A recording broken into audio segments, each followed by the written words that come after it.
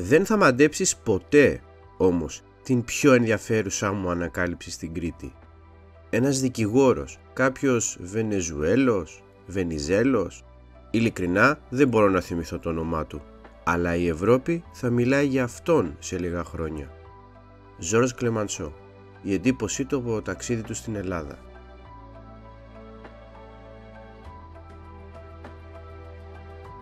Κεφάλαιο 36. Ελευθέριος Βενιζέλος.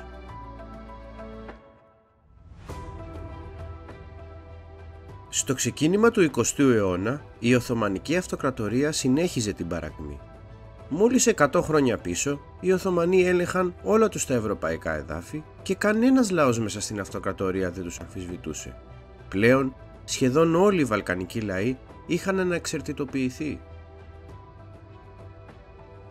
Είδαμε πως η πορεία αυτή προς την παρακμή δεν πέρασε απαρατήρητη και οι Οθωμανοί προσπάθησαν με μεταρρυθμίσεις να ανακόψουν την πορεία αυτή της αυτοκρατορίας.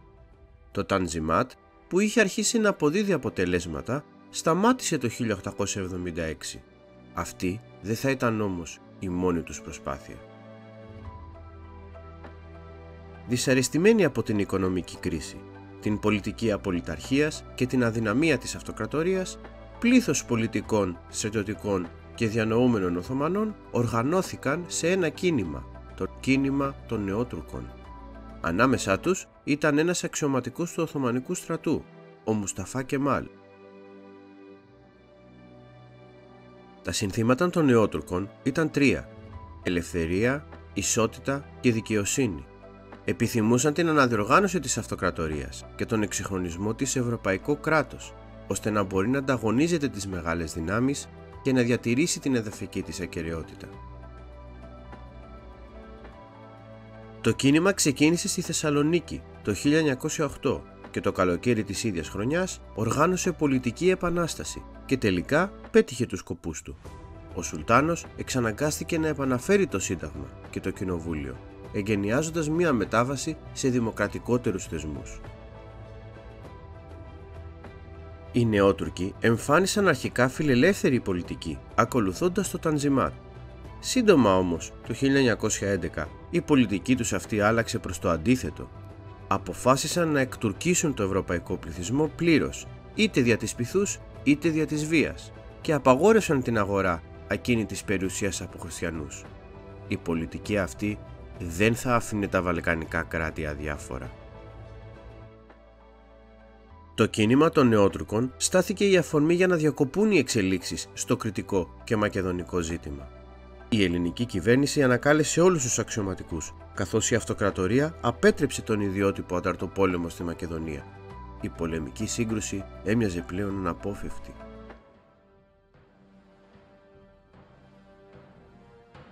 Ενώ συνέβαιναν όλα αυτά και ενώ οι Νεότουρκοι έθεταν την περιοχή σε τροχιά πολέμου, στην Ελλάδα επικρατούσαν αντίστοιχες συνθήκες. Η πολιτική αβεβαιότητα, η απογοήτευση από την έλλειψη εξυγχρονισμού και η πικρία από τις ανεκπλήρωτες περιπέτειες της μεγάλης ιδέας είχαν φουντώσει τη δυσαρέσκεια ανάμεσα στο λαό. Εμπνεόμενοι από την επιτυχία του κινήματος των Νεότουρκων, πλήθος αξιωματικών του στρατού οργανώθηκαν μυστικά, με σκοπό να επιβάλλουν και εκείνοι αλλαγές. Τη 14η Αυγούστου του 1909 συγκεντρώθηκαν στο Γουδί. Το πρωί της επόμενης προχώρησαν σε επανάσταση. Αιτήματα του κινήματος ήταν η κατάργηση της βασιλείας ή η αντικατάσταση του βασιλιά, η βελτίωση του συντάγματος, μεταρρυθμίσεις στη διοίκηση και την παιδεία και ο εξυγχρονισμός του στρατού. Ο στρατός εμφανιζόταν ως ο τρίτος πόλος στη διαμάχη ανάμεσα στην κυβέρνηση και το παλάτι. Η κυβέρνηση και το παλάτι αναγκάστηκαν σε υποχώρηση. Για να καλυφθεί το κενό της εξουσίας, οι Έλληνες αξιωματικοί κάλεσαν ένα διάσημο κριτικό πολιτικό, γνωστό για τις ικανότητές του, για να αναλάβει την πρωθυπουργία. Αυτός ο κριτικός πολιτικός δεν ήταν άλλος από τον Ελευθέριο Βενιζέλο.